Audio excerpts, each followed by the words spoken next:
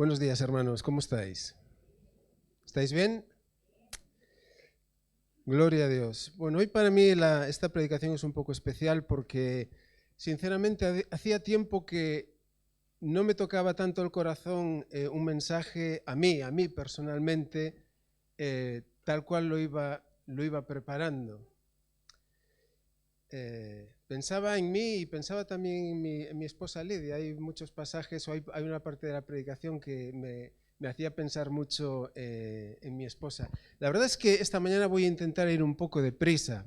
Me vais a tener que seguir. La última vez que prediqué, en casa me dijeron: Rubén, no te puedes extender tanto. Y es cierto, no debo traspasar los límites de un tiempo razonable. Voy a intentar ser cuidadoso en esta mañana, pero veía que mis notas iban creciendo y no sabía muy bien por dónde recortar. Bueno, empecemos. Vamos al Evangelio según San Marcos, capítulo 10, versículo 13.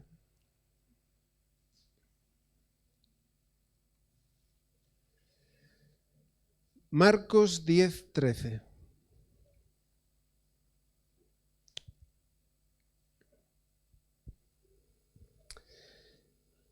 Le presentaban niños para que los tocara, pero los discípulos reprendían a los que los presentaban. Viéndolo, Jesús se indignó y les dijo: dejad a los niños venir a mí y no se lo impidáis, porque de los tales es el reino de Dios. De cierto os digo que el que no reciba el reino de Dios como un niño, no entrará en él. Y tomándolo en los brazos, ponía las manos sobre ellos y los bendecía. Mirad, hay psicólogos que piensan que los rasgos más importantes de la personalidad humana se definen en la niñez. Después es cierto que durante la adolescencia y durante la juventud se terminan de perfilar los rasgos del temperamento y el carácter. Calculan que sobre los 30 años una persona, un individuo, tiene completamente desarrollada su personalidad. Pero dicen que los rasgos más importantes, que además hacen que usted sea diferente a mí, aquello que hace que cada uno de nosotros sea únicos en su carácter y en su temperamento, ya queda definido cuando somos muy pequeñitos, cuando somos muy niños. En cierto modo podríamos decir que todavía somos niños encerrados en un cuerpo cada vez más grande, más calvo y más gordo, pero sigue habiendo una parte o ese niño encerrado en este cuerpo, ¿verdad? La cuestión es que Jesús puso muy en valor el hecho de ser niño. Lo hizo de una forma muy significativa. Fíjese en la frase: de cierto os digo que el que no reciba el reino de Dios como un niño, no entrará en él. No hay opción. O recibe usted el reino de Dios desde una posición infantil, como un niño, o no va a entrar en el reino de Dios. ¿Qué es lo que quiso decir Jesús con esto? Bueno, mire, si no ha tenido usted una infancia feliz, y atención a esto, si no ha tenido usted una infancia feliz, posiblemente le cueste entender este versículo. De hecho, hay una parte del Evangelio que resulta difícil entender en virtud del concepto que tengamos de la infancia, de la filiación y de la paternidad. Así haya sido su relación, la relación de usted, o tu relación, si me permites el tuteo, así haya sido tu relación con tu padre, hay pasajes del Evangelio que te costarán más o menos entenderlos. Una persona que como hijo haya tenido una relación dolorosa con su padre, difícilmente podrá entender lo revolucionaria que fue la propuesta de Jesús a sus discípulos. Imagínense ustedes los discípulos de aquella época, formados en la tradición judía, con un concepto de Dios muy severo, y que le piden a Jesús, que ve que él mantiene una relación con la divinidad un poco extraña, le dicen: por favor, maestro, enséñanos a orar. Enséñanos a orar. Y Jesús les dijo: cuando oréis, decid así: Padre nuestro que estás en los cielos. Padre nuestro que estás en los cielos, santificado sea tu nombre. Mire, la propuesta de Jesús es revolucionaria y quiere romper el vínculo religioso de aquellos hombres que tenían con una deidad justiciera y celosa. Recuerden el mandamiento: yo soy Jehová tu Dios, fuerte y celoso, que visito la maldad de los padres sobre los hijos hasta la tercera y la cuarta generación de los que me aborrecen. Cuidadito conmigo, ¿eh? Cuidadito conmigo. Sí, después dice: y hago misericordia a millares a los que me aman y guardan mis mandamientos. Pero de entrada, la presentación, la tarjeta de visita, no está nada mal, ¿verdad? Pues bien, Jesús es revolucionario y dice: mira, cuando queráis dirigiros a Dios, decidle: Padre mío que estás en el cielo. Mire, hay algo aquí importante que subrayar, y es que Jesús está compartiendo lo que Él tiene. Esa es su vivencia. Luego volveremos aquí, pero esto es muy importante. Jesús les está ofreciendo lo que Él tiene, porque esa es la relación que Él tiene con la deidad. Es ni más ni menos que su Padre, El que no reciba el reino de Dios como un niño, no entrará en él. ¿Qué quería decir Jesús? Mire, ya hemos dicho que nuestra comprensión, nuestra experiencia de la infancia y nuestra relación con la paternidad va a condicionar esto. Yo les voy a dar 10 segundos para que busquen ustedes un recuerdo de su infancia de felicidad plena.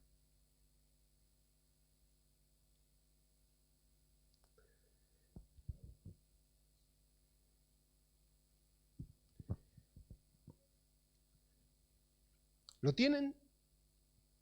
¿Lo tienen en su mente? ¿Lo recuerdan? Si hay alguien que no ha sido capaz de encontrarlo, si hay alguien que no ha sido capaz de encontrarlo, tal vez necesite algún tipo de sanidad, sinceramente se lo digo. Mire, mi recuerdo está en el mar.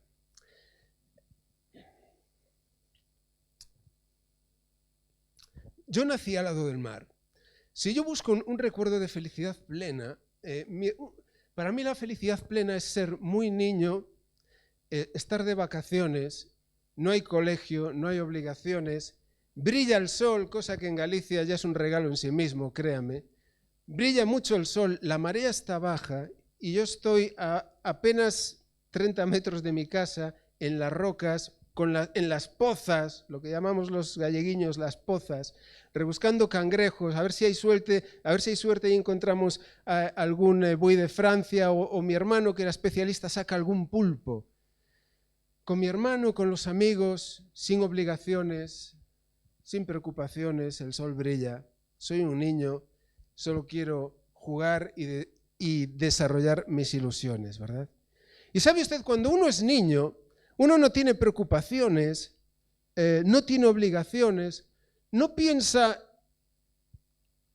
si hay que pagar recibos, no piensa si mañana uno tendrá ropa que ponerse o si habrá comida, porque afortunadamente tienes un padre, tienes unos padres que te aman y a lo mejor ni siquiera eres consciente de que en la vida madura hay muchas obligaciones, hay muchos dolores, hay muchos obstáculos.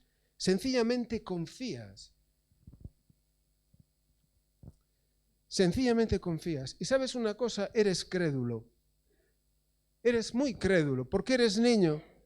Si tu padre te dice con una sonrisa que no te preocupes, tú no te preocupas. ¿Por qué? Porque te lo dice tu padre y eres crédulo. Te crees lo que dice tu padre. Para entrar al reino de Dios hay que recibirlo como un niño. Mire, hay que recibirlo con credulidad a la palabra. Hay que recibirlo con ilusión, hay que recibirlo con alegría, hay que recibirlo con ganas de compartir, hay que recibirlo sin prejuicios, sin preconceptos. Mire, cuando usted es niño, a usted no le preocupa si su amiguito es blanco, negro, rojo, amarillo, si es alto, bajo, gordo, no le preocupa si es de tal o cual raza, si es rico o si es pobre. Usted lo único que sabe es que para jugar al fútbol, como mínimo, por favor, 5 contra 5. ¿Qué menos, no? ¿Qué menos? Y todos están bienvenidos, oiga. Todos están bienvenidos. Más seremos, más reiremos, ¿verdad? Pero, ¿sabe? Yo no tengo claro que los valores que Jesús quería remarcar de la infancia se sigan sosteniendo hoy de la misma manera.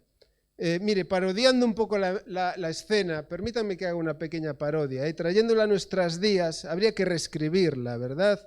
Y Jesús estaría diciendo, quitadle el móvil al niño y decidle que venga para aquí, ¿no? O quitadle la consola y decidle que se acerque, porque hoy en día tenemos a los críos muy ocupados. Además, ese concepto de inocencia, ese concepto de mente abierta, de una hoja en blanco en la cual los demás vamos a intentar plasmar con la educación y con la formación algunas líneas, yo creo que se ha ido desdibujando. Esa inocencia, esa blancura. Mire, leí hace ya muchos años un artículo del director del Museo del Louvre,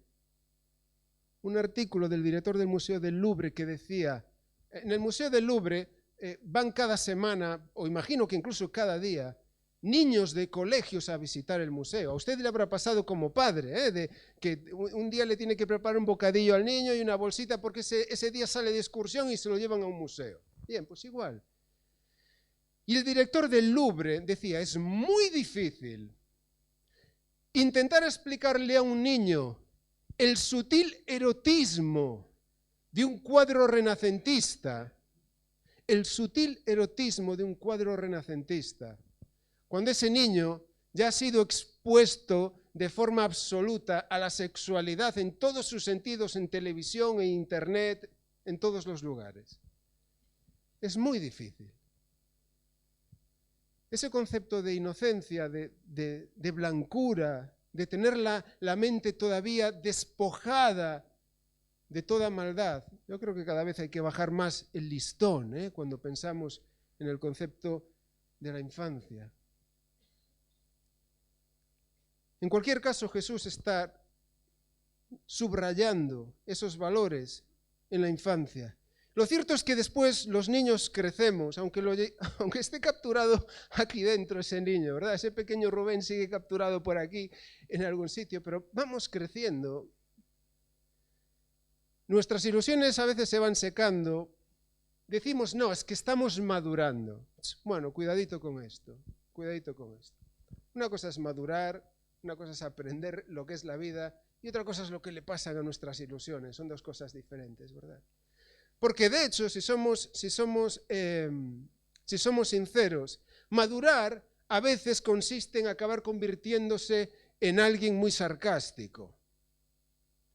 Parece que las ilusiones han sido sustituidas por otras formas de pensamiento. Y fíjese, a veces el cinismo también se instala en la iglesia. No piense que es algo que solamente afecta a la madurez carnal y en el mundo. No, a veces podemos estar en la iglesia y ver a alguien que se acaba de convertir y que está viviendo un amor espiritual fervoroso y pensamos, bueno, ya se le pasará. ¿O no ha tenido este malvado pensamiento alguna vez cruzando su cabeza? Usted a lo mejor no. Bueno, bendito sea. Bendito sea. Mire, socialmente los valores de la infancia también están reconocidos. De hecho, son muchos los artistas que los han utilizado para expresar en sus poesías, en sus libros o en sus canciones la necesidad o el deseo de volver a ser un niño. Es una figura, es una metáfora, es una forma de expresar la necesidad de redención. La necesidad de redención. Mire, hubo un grupo musical en los 80 que fue uno de los precursores de aquello que se llamó la movida madrileña, Los Secretos, y su guitarrista, cantante y compositor Enrique Urquijo escribió una canción que se titula Volver a ser un niño. La puede usted escuchar en internet, es una canción preciosa, que en un momento dado dice, después del tiempo que he perdido, después del tiempo que he perdido, en aventuras sin sentido, me siento solo y a la vez perdido, solo porque me has sonreído y pido volver a ser un niño, volver a ser un niño, volver a ser un niño. Antonio Flores, el hijo de Lola Flores, escribía en una canción que se titulaba Si pudiera olvidar todo aquello que fui, si pudiera borrar todo lo que yo vi, no dudaría en volver a reír. Si pudiera explicar las vidas que quité, si pudiera quemar las armas que usé, no dudaría en volver a reír. Mire, Enrique Urquijo y Antonio Flores murieron los dos de sobredosis. Antonio Flores cumpliría hoy, 14 de noviembre, 60 años. 60 años, los cumpliría hoy. Murió de sobredosis. Enrique Urquijo también lo encontraron muerto por sobredosis en un portal de Madrid. Yo me pregunto si alguien les explicó alguna vez o qué hubiera pasado si alguien les hubiera explicado que eso era posible. Porque fíjese, hermano, este es el concepto de la redención pensada según Dios. Recuerde usted lo que le dijo Jesús a Nicodemo. Te es necesario nacer de nuevo. De cierto te digo que el que no naciere de nuevo no podrá ver el reino de Dios. No podrá ver el reino de Dios. Así que fíjese, hermano, no sé si era usted consciente, pero usted tiene dos infancias. Usted tiene dos infancias. Tiene una infancia en la carne y tiene otra infancia en el espíritu. Tiene otra infancia en el espíritu. Y creo que vale la pena preguntarnos un poco en esta mañana qué es lo que ha pasado con ese segundo niño. ¿O qué es lo que está pasando con ese segundo niño? Vamos a hablar un poco de nuestra redención, hermanos, y vamos a hablar un poco de nuestra infancia. Vamos al primer libro de Samuel, capítulo 1.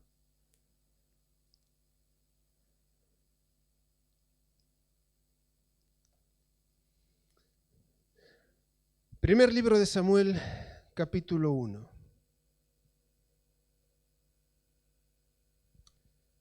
Samuel. Dice la palabra: hubo un hombre de Ramataim, sufita de los montes de Efraín, que se llamaba Elcana, hijo de Jeroam, hijo de Eliú, hijo de Tou, hijo de Zuf, efrateo. Tenía dos mujeres. El nombre de una era Ana y la otra era Penina. Penina tenía hijos, pero Ana no los tenía. Todos los años aquel hombre subía a su ciudad para adorar y ofrecer sacrificios a Jehová de los ejércitos en Silo, donde estaban dos hijos de Elí, Ofni y Fines, sacerdotes de Jehová. Cuando llegaba el día en que Elcana ofrecía sacrificio, daba a Penina, su mujer, la parte que le correspondía, así como a cada uno de sus hijos e hijas. Pero a Ana le daba una parte escogida porque amaba a Ana, aunque Jehová no le había concedido tener hijos. Y su rival la irritaba, enojándola y entristeciéndola porque Jehová no le había concedido tener hijos. Así hacía cada año, cuando subía a la casa de Jehová, la irritaba así, por lo cual Ana lloraba y no comía. Y Elcana, su marido, le decía: Ana, ¿por qué lloras? ¿Por qué no comes? ¿Y por qué está afligido tu corazón? ¿No te soy yo mejor que 10 hijos?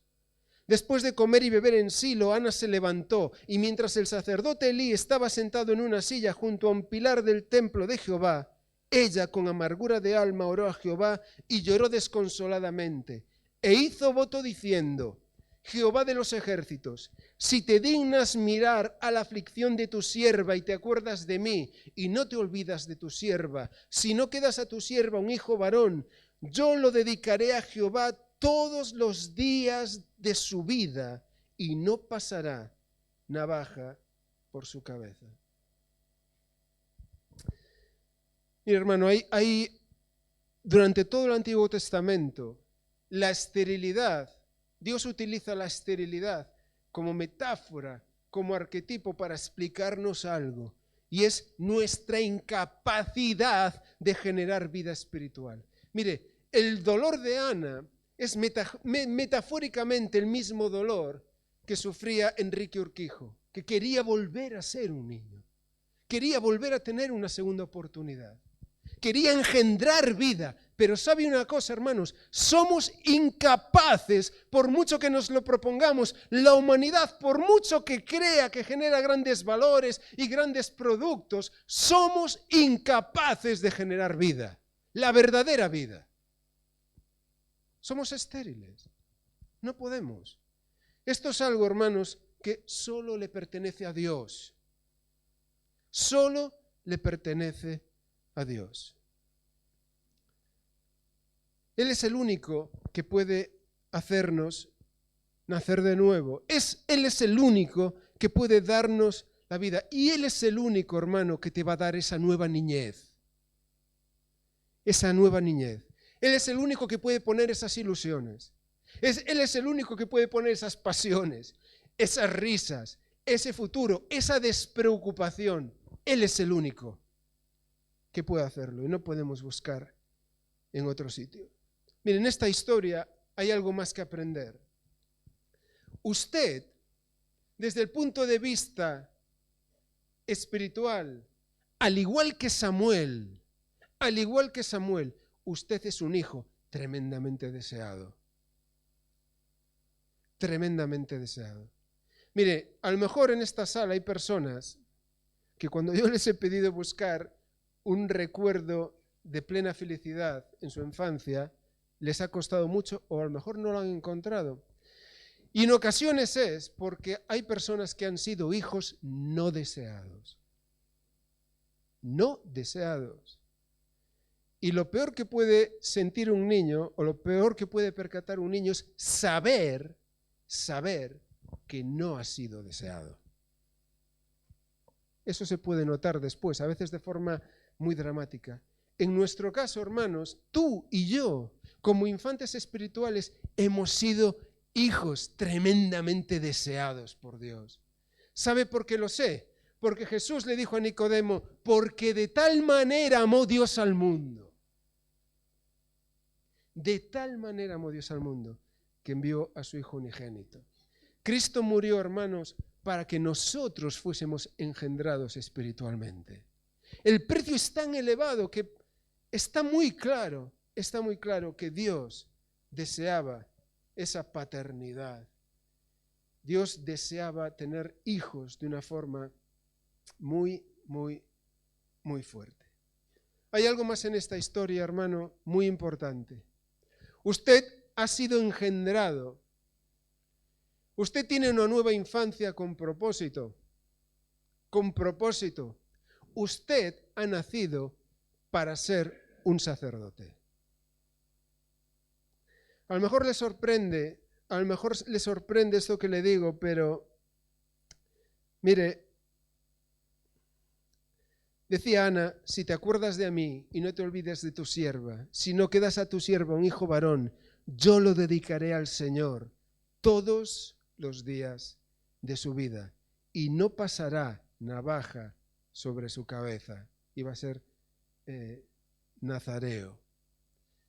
Y sabemos lo que significa esto, ¿verdad? Sabemos cómo nos habla de la santidad, sabemos cómo nos habla de apartarnos del mundo, sabemos cómo nos habla de un estilo de vida, pero yo quisiera subrayar el concepto de sacerdocio, hermano. Usted es sacerdote, ha nacido para ser un gestor de la gracia de Dios, ha nacido para presentar la gracia al mundo, ha nacido para iluminar con la luz de Cristo al mundo, ha nacido para llevar testimonio a todos aquellos Antonios Flores y a todos aquellos Enriques Urquijos que están pidiendo por favor, que quieren volver a ser niños.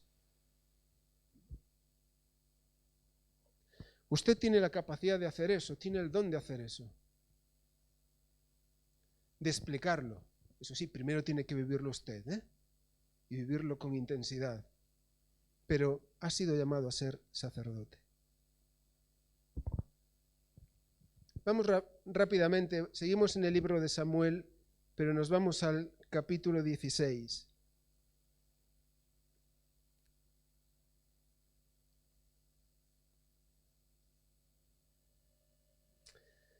Versículo 1. Primero de Samuel 16:1 dice, encontramos aquí a Samuel. Samuel ya ha crecido, Samuel ha madurado. Y atención, Samuel ha sido fiel a su propósito, hermano.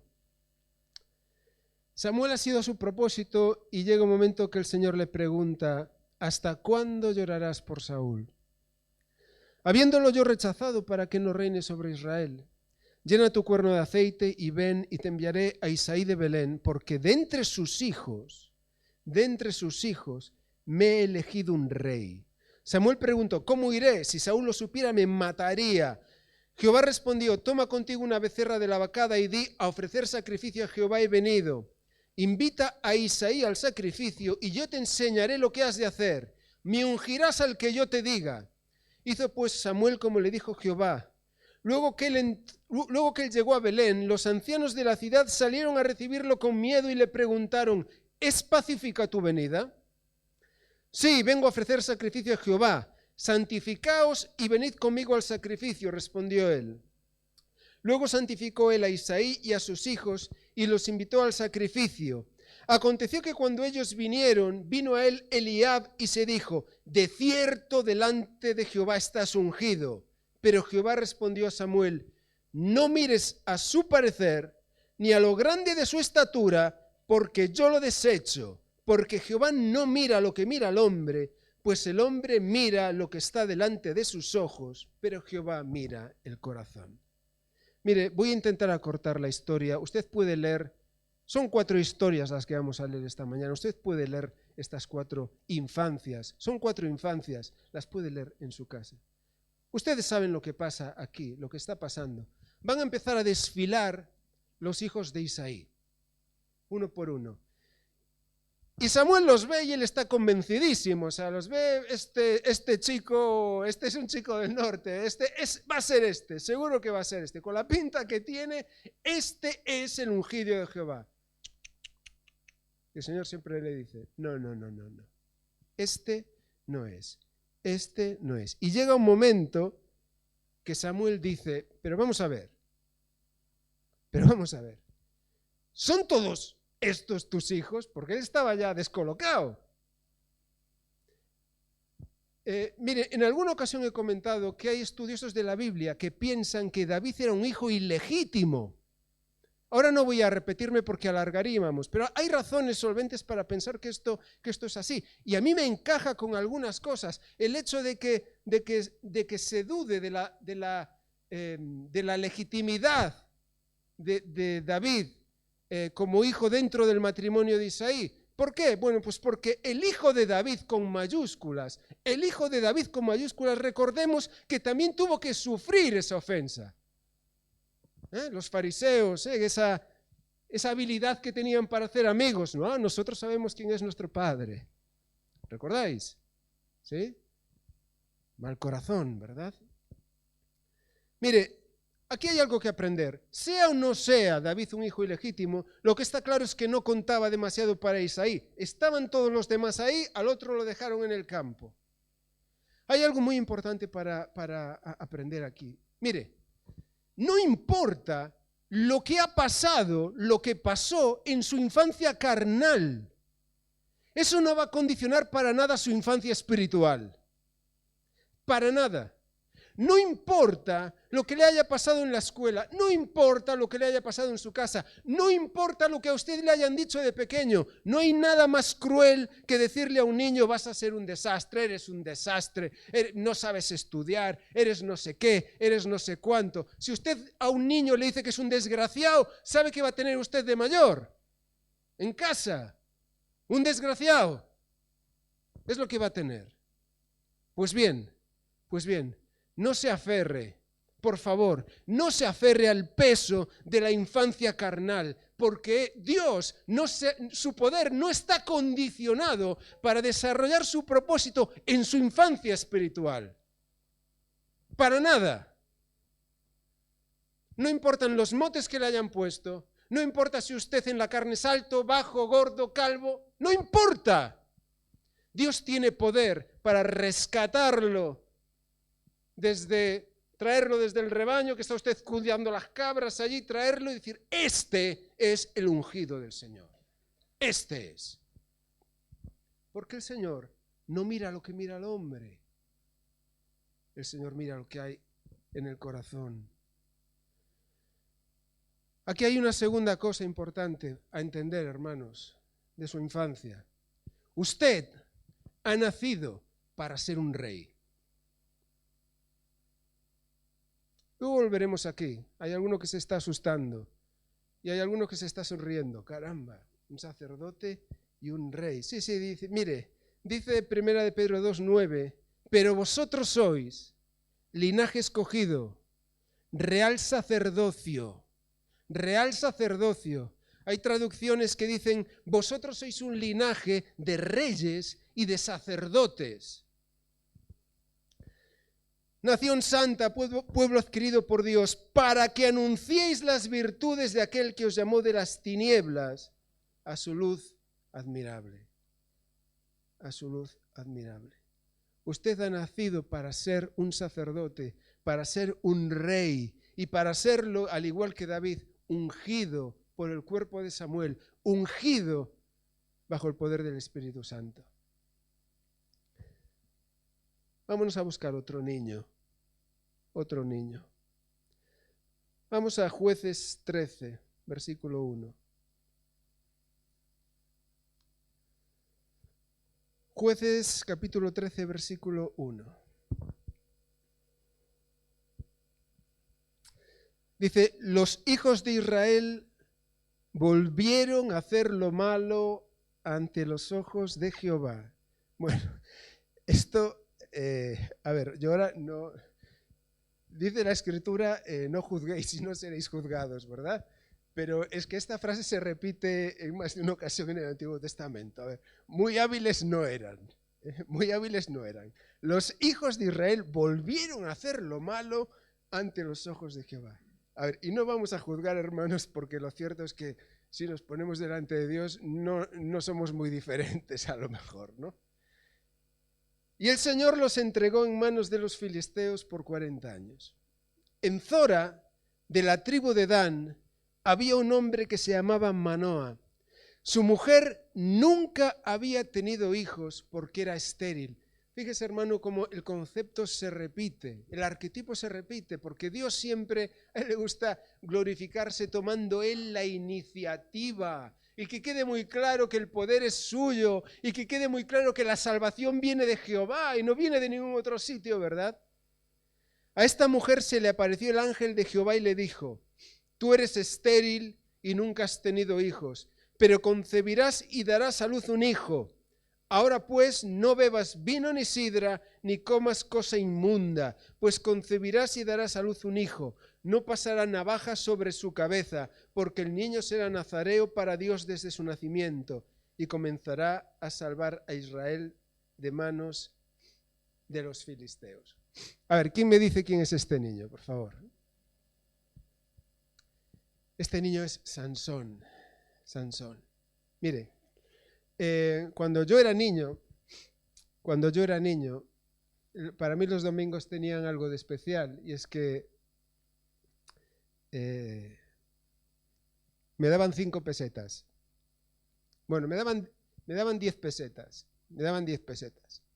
5 pesetas eran para la ofrenda, o 25, no recuerdo si eran 25 o 5. Pero me daban 2 monedas. Una se iba a la ofrenda y la otra me la quedaba yo. Y cuando salía de la iglesia había un kiosco al lado y me iba a comprar un tebeo. Bueno, más que un tebeo, me iba a comprar un cómic. Porque yo a lo mejor tenía unos 10 años y empezaban a llegar a España los cómics americanos. Y yo me hice aficionado a un señor que se llama Spiderman, ahora Spiderman. En aquel momento era Spiderman. Spiderman. Un hombre es una cosa muy seria, es un señor al cual le pica una araña y es capaz de trepar por las paredes. No se lo pierda usted, no se lo pierda.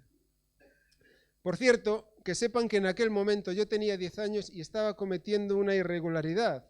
¿Por qué? Porque en aquel momento en un cómic de ese tipo había en una esquina ponía cómic para adultos. Cómic para adultos. Claro, usted, un niño, ve a alguien trepando por las paredes y le pueden entrar ideas un poco extrañas, ¿verdad? Un poco raras. Pero ¿saben? No era el único héroe que yo tenía. Porque a veces en la escuela dominical, unos minutos antes, me hablaban de un chico que tenía una fuerza sobrenatural. Una fuerza sobrenatural. Comparable a la de Spiderman. De hecho, este chico, dice la historia bíblica, que un día iba por un camino, le salió un león al encuentro. ¿Y sabéis lo que hizo? Lo mató con sus propias manos. Con sus propias manos mató al león. Pero es que en una ocasión estaba dentro de una ciudad amurallada, dentro de Gaza, durmiendo allí dentro, y lo estaban asediando, lo esperaban para matarlo. ¿Y sabéis lo que hizo? Él salió de madrugada, cogió las puertas de la ciudad, las sacó de sus goznes, las levantó, las cargó sobre su espalda y se las llevó. Y en una ocasión, que decenas y decenas de soldados lo estaban acosando, dice que encontró en el suelo la quijada de un asno, el hueso de la mandíbula que todavía estaba fresco. Y venían a él con armas de guerra y él con la quijada empezó a matar soldados. Hermanos, aquello para un niño de 10 años es un superhéroe, pero vamos, de Marvel no, o sea, ese no va más. Yo me pasé toda la infancia diciéndome mismo, yo quiero ser Sansón. Yo quiero ser Sansón. Tal vez porque no había entendido muy bien toda la historia. Luego me he tirado el resto de mi vida diciendo, yo no quiero ser Sansón.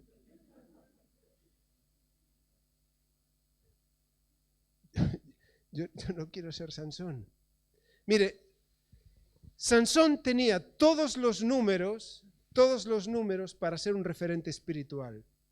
Y aquí, yo sé que hermanos, a veces os gusta el debate teológico de confrontar la absoluta soberanía de Dios con el libre albedrío humano.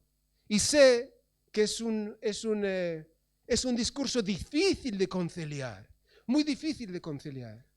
Yo a veces digo, es que no tienes que intentarlo porque es una idea paradójica, tienes que aceptarlo y ya está, como un niño. Tienes que aceptarlo, que Dios es absolutamente soberano, pero hecho al hombre libre en el sentido que la Biblia nos exige responsabilidad. Y si Dios nos exige responsabilidad es porque está reconociendo en nosotros un grado de libertad.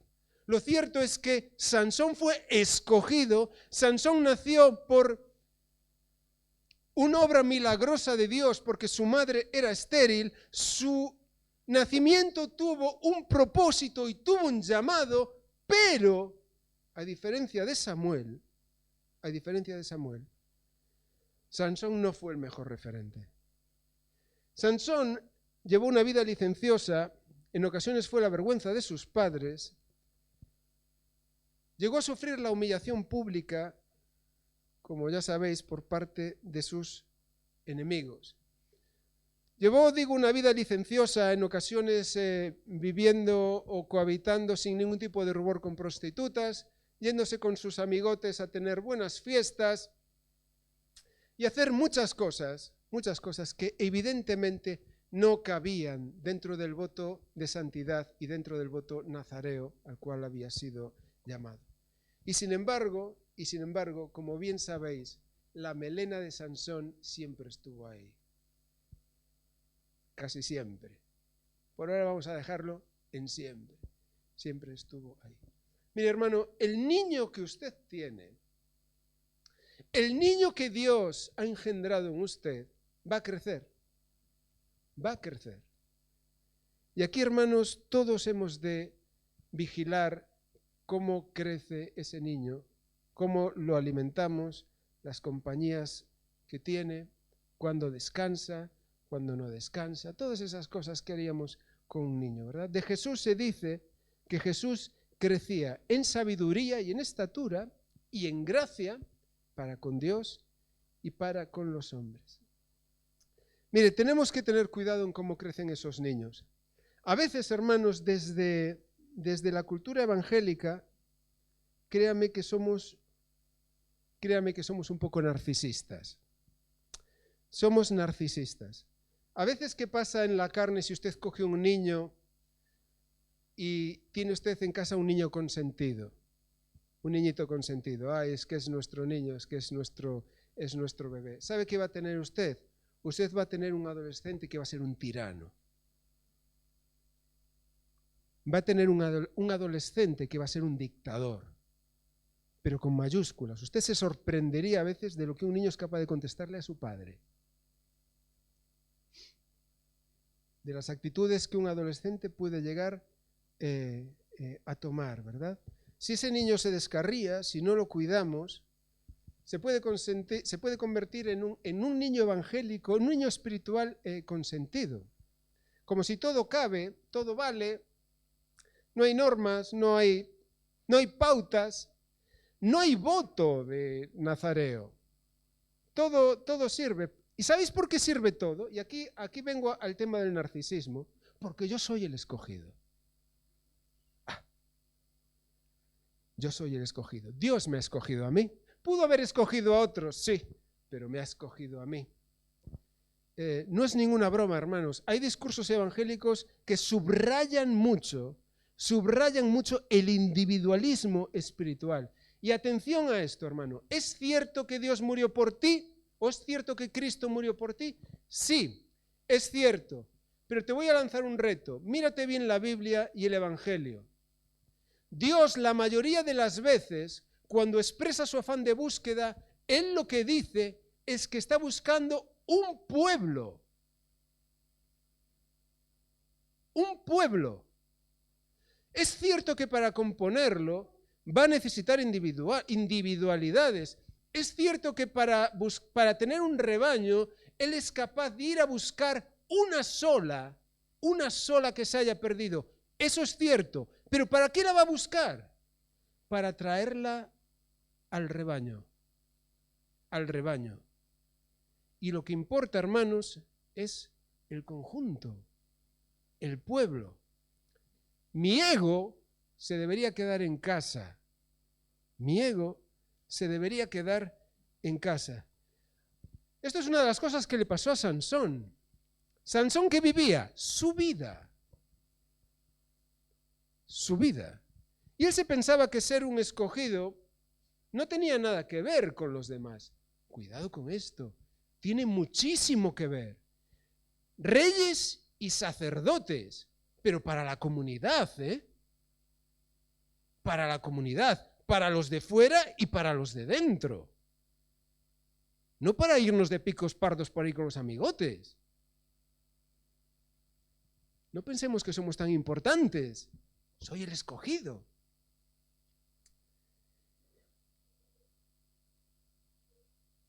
Vámonos al último niño.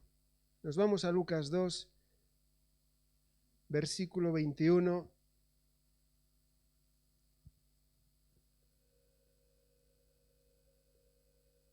Y si soy capaz de apurarme un poco, seré fiel a lo que os he dicho sobre el tiempo. Vamos allá. Lucas 2, 21. Cumplidos los 8 días para circuncidar al niño, le pusieron por nombre Jesús, el cual había sido puesto por el ángel antes de que fuera concebido. Cuando se cumplieron los días de la purificación de ellos, conforme a la ley de Moisés, lo trajeron a Jerusalén para presentarlo al Señor, como está escrito en la ley del Señor. Todo varón que abra la matriz será llamado santo al Señor. Y para ofrecer conforme a lo que se dice en la ley del Señor, un par de tórtolas o 2 palominos. Había en Jerusalén un hombre llamado Simeón.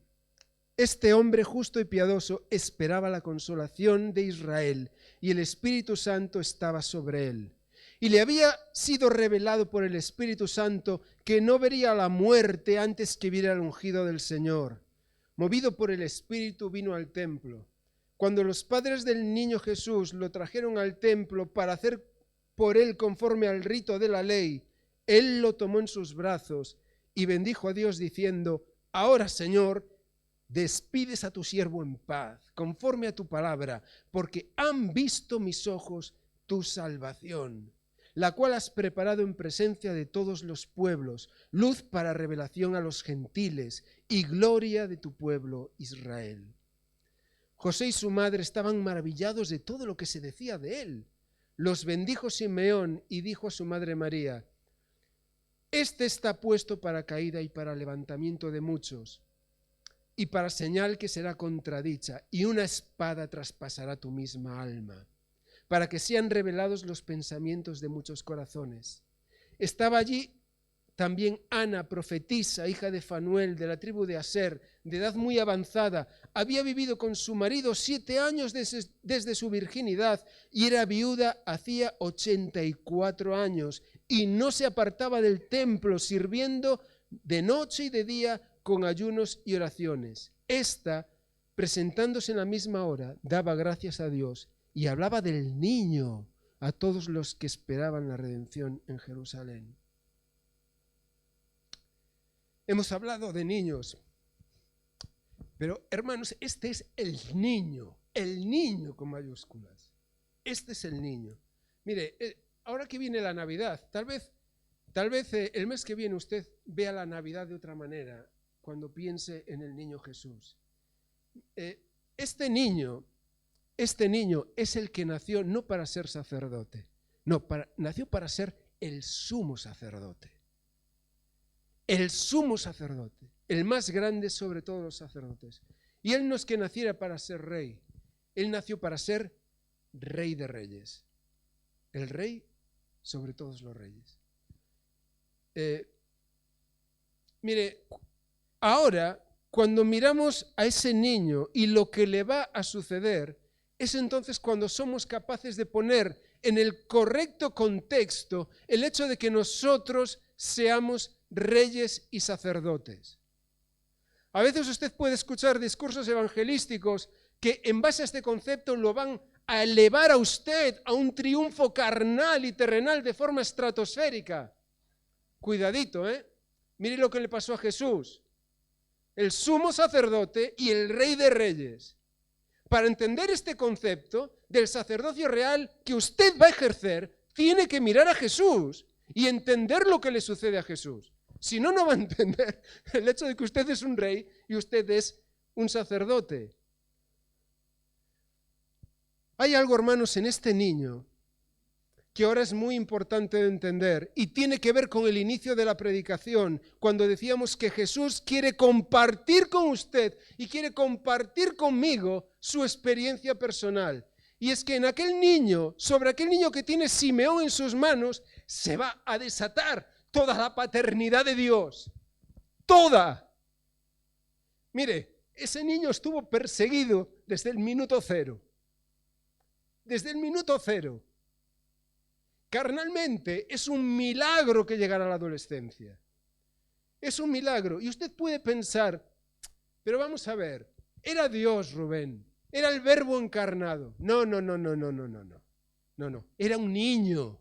Era un bebé. Era un pedacito de carne. Tiene que verlo usted ahora desde ese contexto. Su padre lo tiene que coger y salir corriendo e irse a Egipto porque si no lo hubieran matado. Y fíjese que Dios no manda de sus ángeles para desatar todo un contexto de batalla espiritual y hacerlo salir victorioso. Dios no suele actuar así. No suele actuar así. Él se mueve sobre nuestra terrenalidad y sobre nuestra carnalidad. Y si no, mire la tentación en el desierto. Tírate del pináculo del templo. Tírate del pináculo del templo, porque Dios enviará de sus ángeles. ¿Verdad? ¿Y qué pasará? Y el día que tenga que subir a la cruz, le pediré lo mismo a Dios. Para no cumplir el propósito, haremos lo mismo. Y eso a veces nos pasa a nosotros, hermanos. A veces nos pasa a nosotros, que no distinguimos entre lo que es cumplir los propósitos de Dios y pasar por aquellas cosas que el Señor haya puesto en nuestro camino y lo que es el triunfo carnal. Son dos cosas un poco diferentes. Mire, el discurso de Jesús es coherente. Jesús es muy coherente. Jesús cuando te dice, no te has de preocupar por lo que sucederá mañana, qué comerás o qué vestirás, te lo dice porque Él lo habla de su propia experiencia. De su propia experiencia. Sobre Él se desató todo el poder y la protección de la paternidad de Dios, de la paternidad del Padre, de su cuidado, de su abrazo y de su amor, de esa divinidad al cual él miraba al cielo y decía, Padre, Padre. Pues bien, hermano, y aquí viene tal vez lo más importante de esta mañana. Toda esa paternidad, Dios la quiere volcar sobre ti. La quiere volcar sobre ti.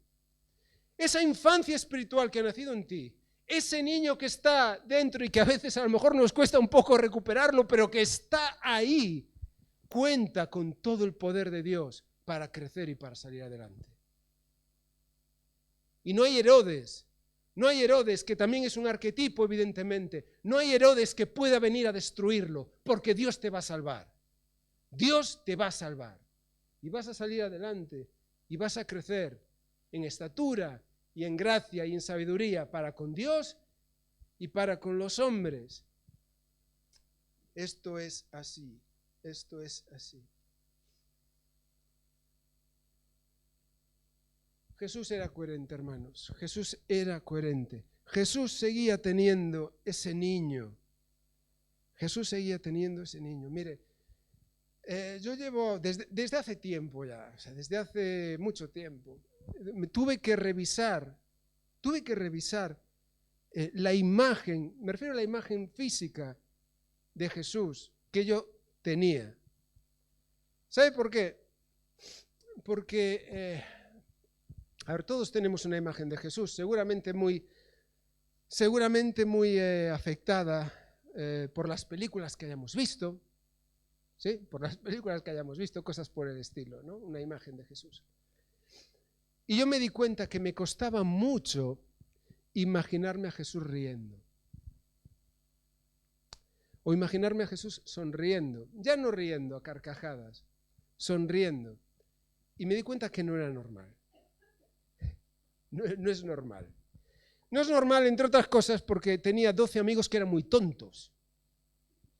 O sea, tan tontos eran que ratos para reírse de sus tonterías debió haber más de uno y más de dos, créame. Y alguno de ellos lo podrá ver usted escrito en la escritura. Jesús para reírse, vamos, las debió tener, pero muchas. Pero a mí me costaba mucho imaginarme a un Jesús riendo.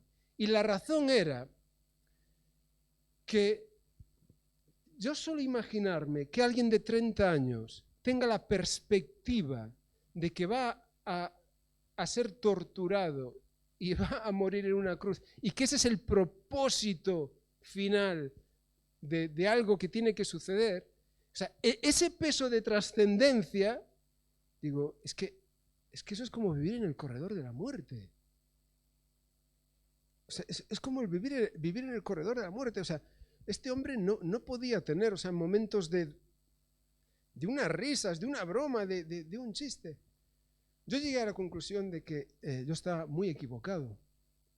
Yo estaba errado. Jesús seguía teniendo ese niño dentro de sí, para jugar, para reír, para ilusionarse. Yo hubiera sido uno de esos reprendidos aquel día. Si yo hubiese estado entre los 12, yo hubiera sido uno de esos reprendidos. ¿Sabe por qué? Porque yo en mi carácter carnal yo hubiera dicho, niño, quita, ¿eh? Quita, sal de aquí, ¿no? Y Jesús, colleja. Dejadlos que vengan, dejad a los niños. Y dice la Escritura que Él los cogía, los tocaba y los bendecía. ¿Usted se imagina? Un hombre severo, acuciado por el destino. ¿Usted cree que el niño vendría corriendo? ¿Qué veían los niños? Mire, permítame, no es la primera vez que lo digo, entiéndalo en el buen sentido de la palabra. En el buen sentido de la palabra, Jesús era un seductor. Jesús era un seductor. Todo lo que rodeaba su persona, su palabra, su sonrisa, su mirada, invitaba a estar con Él. Invitaba a estar con Él. Incluso a los niños. Incluso a los niños. Finalizo. Su niño va a crecer. ¿Cómo puede juzgar usted si está creciendo bien? ¿Cómo puede usted juzgar si se está convirtiendo en un narciso, se está convirtiendo en un caprichoso, tal vez en un tirano, tal vez en un adolescente, o tal vez es usted un Peter Pan y ya le tocaría crecer un poquito. Dice el apóstol Pablo, es que no os puedo hablar como a maduros. ¿Recuerda usted esta historia? ¿No? Es que no os puedo hablar como maduros, ya está bien de ser Peter Pan espiritual, ¿no? Ya toca crecer un poquito, ¿verdad? Bueno, ¿cómo puede usted saber si está creciendo correctamente? Dice el apóstol Pablo, cuando yo era niño, hablaba como niño, pensaba como niño, juzgaba como niño, pero cuando ya fui hombre, dejé lo que era de niño. Ahora vemos por espejo oscuramente, pero entonces veremos cara a cara. Ahora conozco en parte, pero entonces conoceré como fui conocido. Ahora permanecen la fe, la esperanza y el amor, estos tres. Pero el mayor de ellos es el amor. Piénselo, piense en Jesús, piense en su madurez, piense en sus 30 años de vida y piense de qué manera Él es la mayor expresión de amor que podamos conocer nunca. Ese es tu destino también. Esa tiene que ser tu madurez. Que el Señor os bendiga.